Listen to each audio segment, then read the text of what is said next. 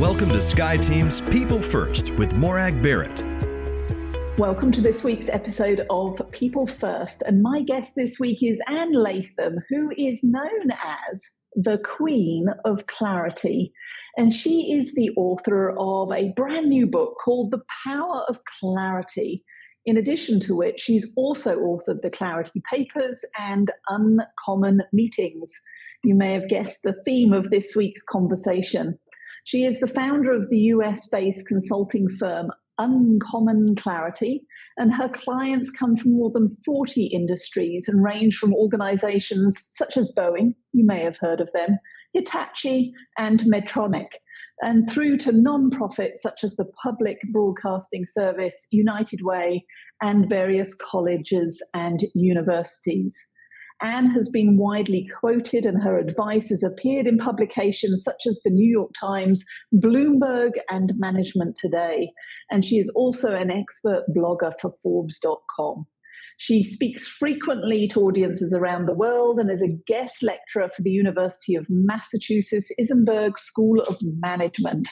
So I know that we are going to have a powerful conversation. Anne, welcome to People First. Thank you very much, Morag. It's great to be here. I'm looking forward to this. It's going to be fun. Well, we were talking in the green room and I prompted you that I only have one scripted question in each of these episodes. And that is, when you were a wee lass, you were in elementary school or maybe middle school, and the teacher said, Anne, what do you want to be when you grow up? What was your answer then? I never knew what I wanted to be when I grew up. And as a matter of fact, I think I figured it out when I turned 50. Yeah, when I was a wee little thing, I think my theme, so I was a tough little tomboy because that was back before there were, it was permissible for little girls to get into sports and we had to be tomboys. Yeah. I remember those days. So for the leaders and listeners who are watching and listening into the podcast, then give us the potted history of your career arc that brings you up to date to now being an authoress with the power of clarity out there. Right. Well, I started off on the path of least resistance. I went to Tufts University in Boston, and I majored in math because I was good at it. Yeah. I didn't know what I wanted to be when I grew up. And because I had a degree in mathematics, I ended up getting into, I actually taught for a little math for a couple of years in there until the students asked me, why do we need to know this? And I said, ta-da, I'll go find out. And so I went and got my first corporate job and as a software engineer, and I worked at many fun companies, great companies on lots of interesting projects, all scientific programming types of applications, and worked my way up through a variety of positions. And at one point, when, like I said, about the time I turned 50 and figured out what I wanted to be when I grew up, I read a book called Getting Started in Consulting. And at that point, I was in my corporate job, I was running cross-functional, cross-divisional teams that were solving corporate problems that they couldn't figure out anyone else who could help solve them. I mean, it was like, get Ann, So I was solving the complicated problems, and I read this book, Getting Started in Consulting, and I thought, it would be great to take these skills and to have a broader influence than just my company. And so before I left my corporate job, I asked my boss, my former bosses, my peers, all these coworkers, and said, what is it I do exceptionally well that is most unusual? And the answers I got were wonderful, thoughtful answers, all about, I take in massive quantities of information and I cut to the chase, I find the kernel, I get everyone on the same page, and I make things happen by moving things forward one step at a time. And so they all pointed to this, naming my company Uncommon Clarity. I create clarity. And the URL for uncommonclarity.com was available. So that settled that really fast. And, it was great because it was this, my brand was me. And it was kind of neat. I remember going out networking and telling people my company was called Uncommon Clarity. And at that point, I was sure that the next words out of my mouth would be complete gibberish, I wouldn't be able to say anything coherent at all. So it sounds like the universe was pointing you in that direction. You're now in your dream job. So let's pick up on that word clarity then. Yeah. So why is it, the name of your consulting firm, why is clarity so uncommon? Oh, I've got a whole chapter in my book called We Aren't Wired for Clarity. Okay. And actually, the first chapter in the book is called We Aren't as Clear as We Think We Are, and It's Costly. And it really starts out helping people see that we aren't as clear as we think we are. We always talk about being a little unclear, a little confusing, that could be a little clearer, but we don't really know what that means. We don't even know what the word clarity means. It's a ridiculously unclear word. And so we go through life thinking, well, we're just a smidgen off of a point called clarity. So I start off the book by giving all these examples that are not your typical examples that people use to show people that we really are a lot less clear than we think we are. Okay, so, give us one of those examples now then, so that you can be as clear in your unclearness. So I'll give you one. So a client of mine was at a big healthcare company, and he was brand new director reporting to a vice president, and he was asked to look into the idea of putting branded sun cream dispensers in public parks so that busy mothers and fathers would be out in the park and go, oh, I forgot sun cream. Isn't this great? This wonderful company has provided it for us. And so my client, who wasn't a client when this happened, by the way, he was brand new. He wanted to impress his boss. So he dove in and he looked at, what would it cost to install these? What kind of maintenance would be required? What kind of permits? Had other people done this? Would this be effective as a branding tool? And he and his team worked on this for 3 weeks, came back to the boss and said, here's our recommendation. And the boss was appalled because another vice president had suggested this idea. The boss thought this was a dumb idea and just wanted this new direct report to go and spend a few minutes and come back and say it's a dumb idea. But all the boss said was, look into this. Mm-hmm. And this was like the most vague request ever, but it happens all the time. And this poor person spent 3 weeks, almost lost his job, almost lost the probably lost half the credibility of his team, lost the faith of his vice president, and the vice president never recognized what happened, but hired me to come in and help him improve his judgment. Oh my goodness! So there. I mean, again, it's semantics. It's I imagine that there's clarity. I've learned it to my cost, even moving from England to America, speaking English to American English. It can be lost in translation. But in that one example there, you give a great demonstration of the cost of disclarity. Certainly at a personal level, a lack of confidence, nearly lost his job. So talk to us more about what is the cost of disclarity at an individual, team, or organizational level? Right. Well, it certainly is productivity, lost productivity. And then, of course, the lost opportunities that go with that. Things take much longer than they should. And so there's the wasted time and effort of doing things that aren't necessary a lot of times.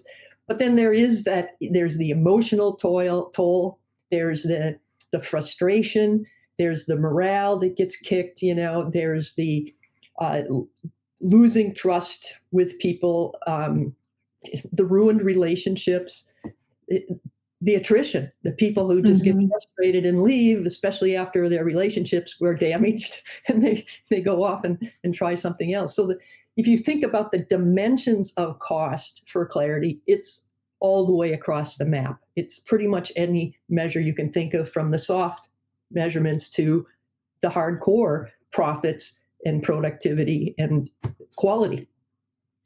So when you have a leadership team that's ready to accept their culpable negligence, So you mentioned there that leader who was like, well, it wasn't my fault, that was down to the underling, let's hire a consultant.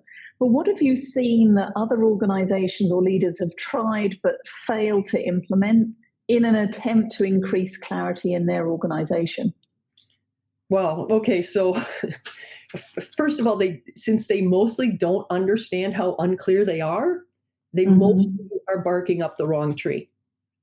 But I can give you, because I can give you one example of things that people have done that completely fail. For instance, everybody knows that meetings take up far more time than they should and produce far too little for their time, right? We spend up 25% of our time in meetings at most companies, and most leaders would say that not nearly enough comes out of that.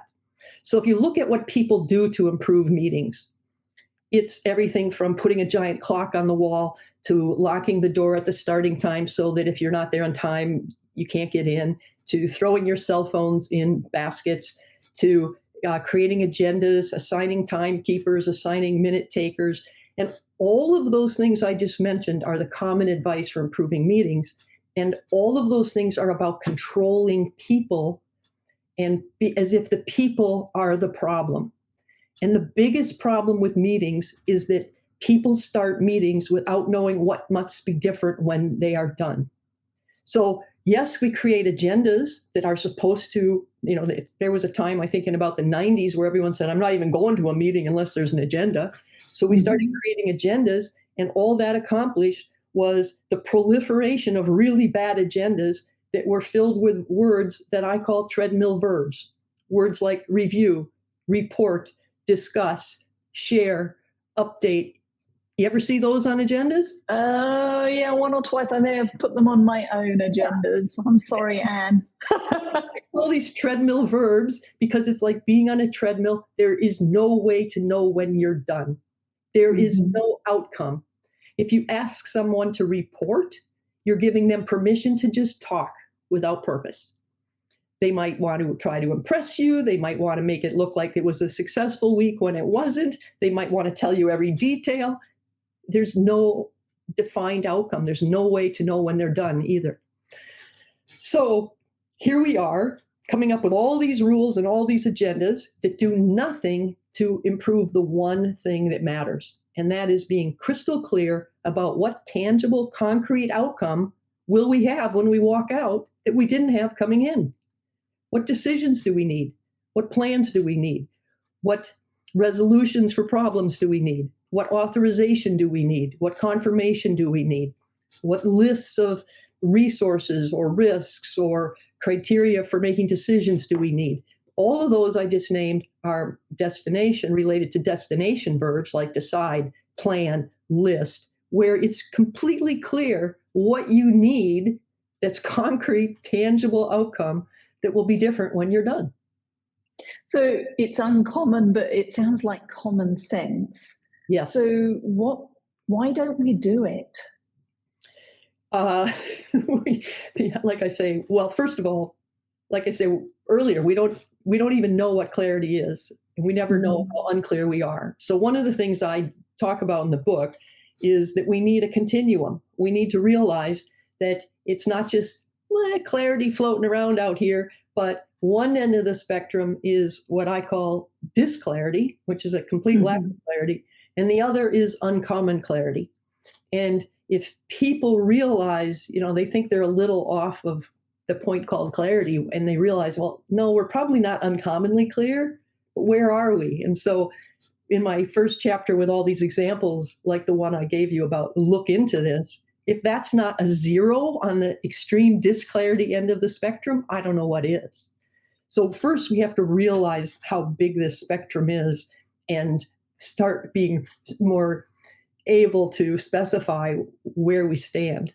So why aren't we as clear? We've never been taught this. We've never even thought about the scale. We've never been taught how to be clear. We don't know how to be really specific. Meanwhile, we're not wired for clarity. We like to talk.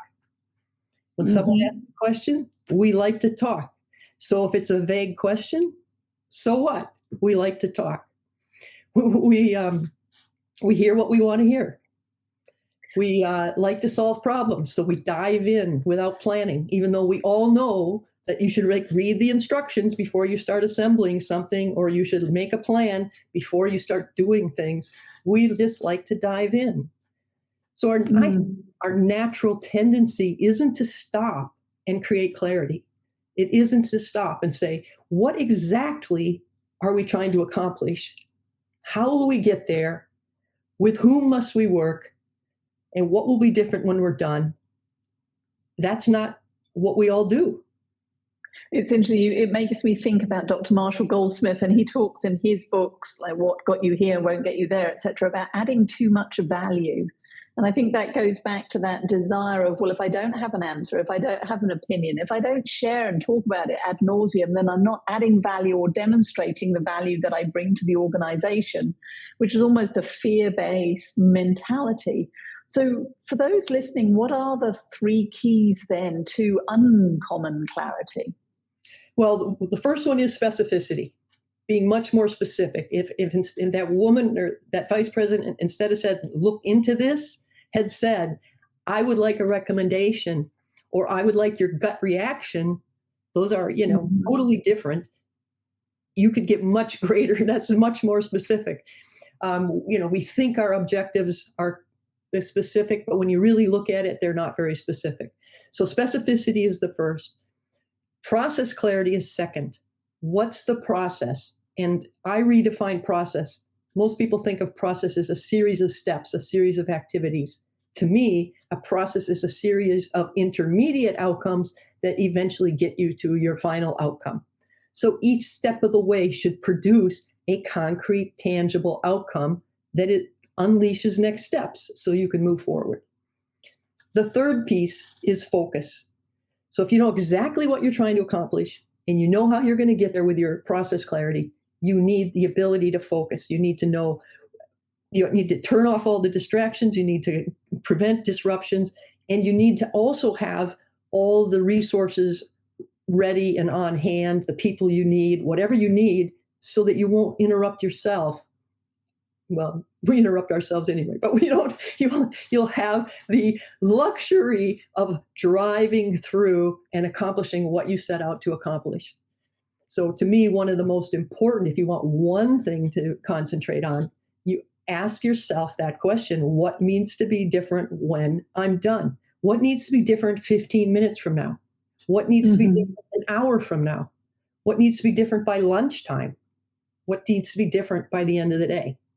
And if you come up with concrete, tangible outcomes, you will make much greater progress than if you just sit down and start, doing stuff.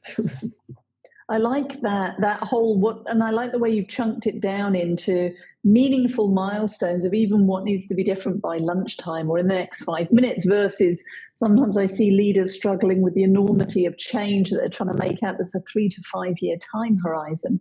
So that's an inside out approach, but that still assumes that I'm effective in communicating what I want to be different by lunchtime. So what's one piece of advice then you have for leaders so that they can harness clarity and get that outside in feedback on, am I really talking the same language? Am I really being clear? Well, if you're building something or you're creating like a marketing plan or something like that, or a document, or that's one thing, because you ought to be able to be pretty clear about what that needs to look like. But in general, if you're trying to make progress on anything, there are what I call six cognitive objects that will make a difference and unleash next steps. And the first is a decision. So what decisions do we need to move things forward? And actually, I'll take a minute to tell a story. Mm-hmm. I was talking to 3 executives at a little lunch in London, and these 3 women were complaining about their superiors and all the struggles they were having getting things done. And so I sat and I listened to what they were saying, and I realized that and told them that if you go back and ask for decisions on these 8 things, that will unleash all your problems. So they were stuck in multiple fronts because they didn't have specific decisions about 8 different things. And so decisions are probably the most important thing we do in our business and our lives, but decisions unleash next steps. And so if you can just be clear about what decisions do we need next and the one after that so that we can move things forward, that's a huge step forward. So with that, what authorizations do we need? What plans do we need? What problem resolutions do we need?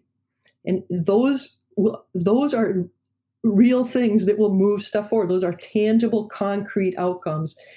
And the last one, and I think there's 2 I didn't mention. One is confirmation. That's like an authorization. It's like if you are in a meeting and you say, look, I've done this, and now I intend to do this. Am I on the right track? And what we want in that case is a yes or a no. You get a yes and you go, great, you've just unleashed my next step. I can go and move ahead. If you get a no, then you need to stop and ask some questions, probably take it offline and figure out what's wrong. But what do we do? Because we're not wired for clarity. Everyone starts providing advice, not just on step 2, but on step 10, which we haven't even started to think about. They start telling their war stories. They start explaining what happened to them back when they were working on a project like this. And they fill you with information. And meanwhile, the person who wants that confirmation, am I on the right track, is sitting there going, okay, please, all I want is a yes or a no. But they didn't ask for a yes or no. They weren't that specific. So they get this huge, what I call a kitchen sink conversation that doesn't move anything forward. If they talk about everything, including the kitchen sink, and they don't give the one thing the person needs, which is a yes or no. So it sounds like it comes down to focus, not just focus on what do we want to have different in the future, but focus on the language and the words we're using to position that dialogue with others so that it is bounded as opposed to open-ended and that nebulous that you just described there.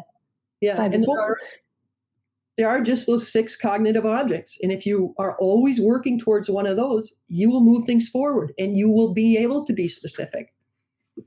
So notwithstanding that you are the queen of clarity, in writing and researching the book, what did you discover about your own approach to clarity that has helped you to move the needle there? Yeah. Okay. So when I first started my company, I discovered very early that when I told people my company was called Uncommon Clarity, they all said, oh, we could use some of that, but they never hired me for that.